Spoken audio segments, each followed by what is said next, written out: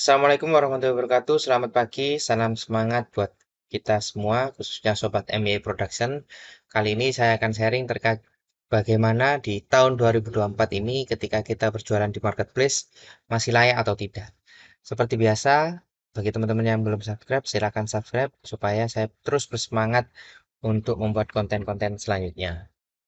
Baik, langsung saja. Yang pertama adalah biaya admin. Jadi, biaya admin ini adalah suatu hal yang pasti ketika kita berjualan di marketplace. Namanya aja kita numpang jualan di platformnya orang. Jadi, mau mau gimana pun kita akan kena biaya admin. Contohnya seperti produk yang saya jual ini yaitu kunci LCT Kiro. Ini kebetulan toko baru saya yang baru buka sekitar 6 bulanan, harganya yang paling murah se-Indonesia. Jadi 100.000, Rp2.500. Nah, untuk biaya adminnya itu sekitar 6,5%. Jadi harga produknya yang 100.000, 2.500 rupiah itu dipotong biaya admin 6,5% untuk kategori alat teknik itu ketemunya 6.600 sekian. Jadi penghasilan dari pesanan tersebut itu sekitar 95.000 sekian setelah dipotong admin. Jadi kita langsung ke rinciannya. Nah, jadi seperti ini teman-teman. Jadi yang untuk harga pokok produksinya anggapannya kunci LCT Kiro itu saya kulaknya di supplier itu sekitar 94.000. Jadi untuk harga jualnya tadi kan 100 Rp2.500 dengan dipotong biaya admin Shopee 6,5% itu 6.600 sekian, dan pendapatannya setelah dipotong admin 6,5% itu adalah Rp95.838. Nah, marginnya sekitar Rp1.023. Jadi margin yang sangat tipis sekali. Ya, ini adalah suatu hal yang wajar karena toko yang baru saya ini kan baru 6 bulan. Jadi kalau ketika kita membuka toko baru di marketplace, memang yang paling utama salah satunya itu adalah harga yang terjangkau. Ketika kita menawarkan harga terjangkau, pembeli akan tertarik dengan toko kita. Dengan harga yang terjangkau ini pun barang yang keluar di toko baru saya ini enggak sebanyak toko utama saya. Karena balik lagi reputasi toko itu sangat penting ya. Jadi ketika kita membuka toko baru itu biasanya orang itu ketika beli di toko kita akan mikir-mikir dulu. Tokonya ini reputasinya gimana kan gitu. Kalau penjualan dikit kan biasanya pembeli itu masih ragu-ragu untuk beli. Nah, untuk biaya admin, dulu saya ketika berjualan di Shopee ketika di tahun 2020 awal-awal itu sekitar 2,7% untuk toko Star ya. Nah, sampai 2021 3,2, 2022 4,7, dan sampai saat ini 2023 itu 6,5% biaya adminnya dari harga jual ya teman-teman. Jadi kalau semuanya tadi itu harga jualnya 100, Rp2.500 dipotong 6,5%, ketemunya 6.666,3 ini. Nah, itu biaya adminnya 6,5% dari harga jual. Jadi dalam waktu 3 tahun itu naiknya 3,8%. Jadi sekitar rata-rata itu 1,3% per tahunnya.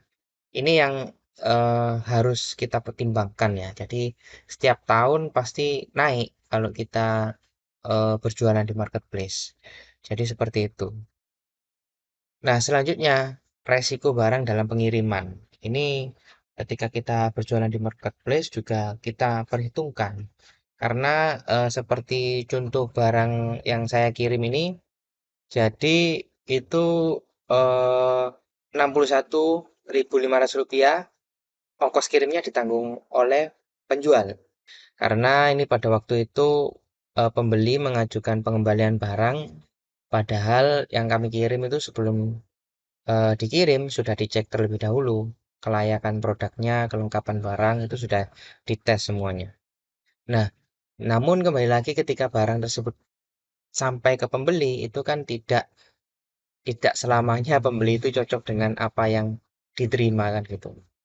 Oke, langsung saja. Yang pertama tahapannya itu cek barang sebelum dikirim. Ini ketika kita mengirim barang harus dicek terlebih dahulu seperti saya sampaikan sebelumnya. Karena kalau kita order masuk, khususnya saya yang kan berjualan alat-alat teknik ya, yang berhubungan dengan kelistrikan.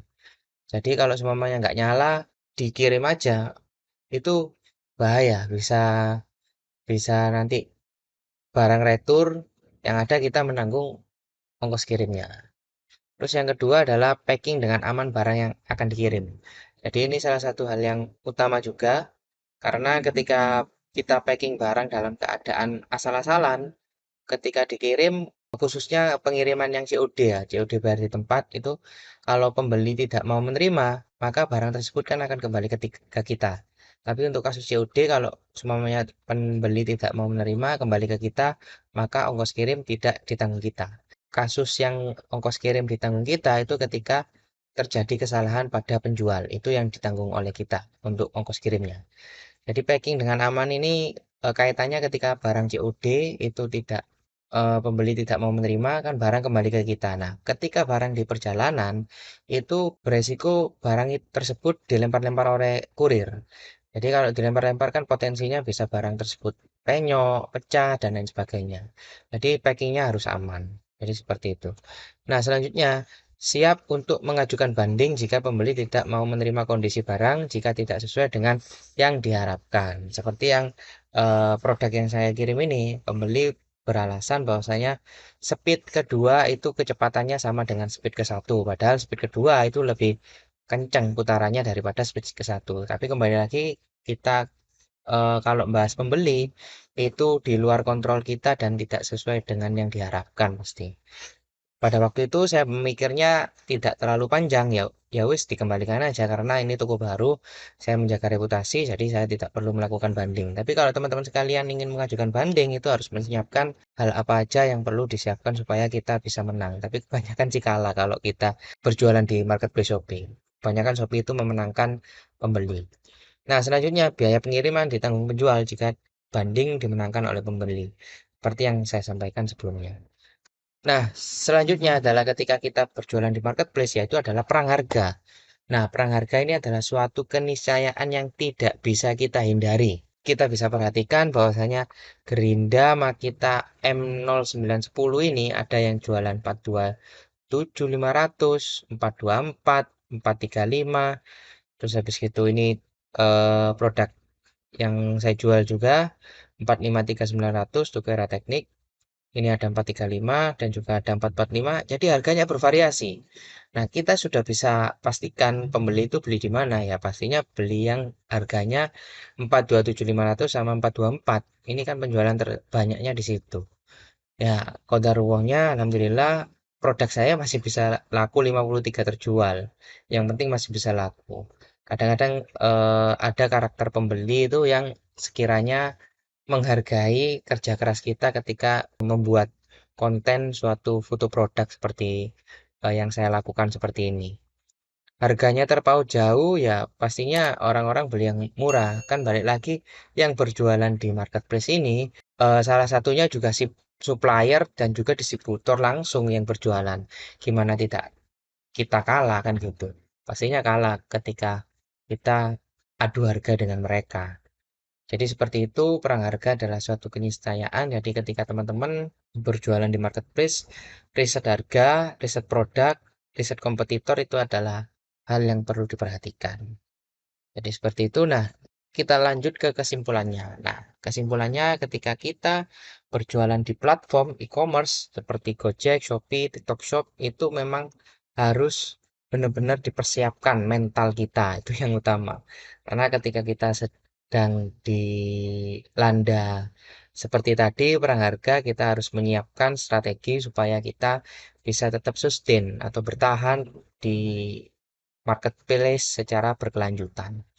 Nah, kita harus memikirkan strategi-strategi jangka panjang untuk bisa tidak bergantung kepada platform e-commerce seperti yang saya lakukan yaitu ketika 2020 saya waktu itu masih kontrak di perumahan jadi nggak kontrak ruko ya. Kenapa saya nggak kontrak ruko? Kan kembali lagi kalau saya kontrak ruko, biaya operasionalnya terlalu mahal. Jadi saya pilihnya kontrak di rumahan dulu. Ketika sudah masuk 2 tahun, pada waktu itu saya sudah mulai memikirkan untuk kontrak ruko supaya ada toko fisiknya. Karena toko fisik seperti anggapannya di Tanah Abang ini, itu kan target market kita adalah orang-orang yang kepingin beli produk di tempatnya langsung.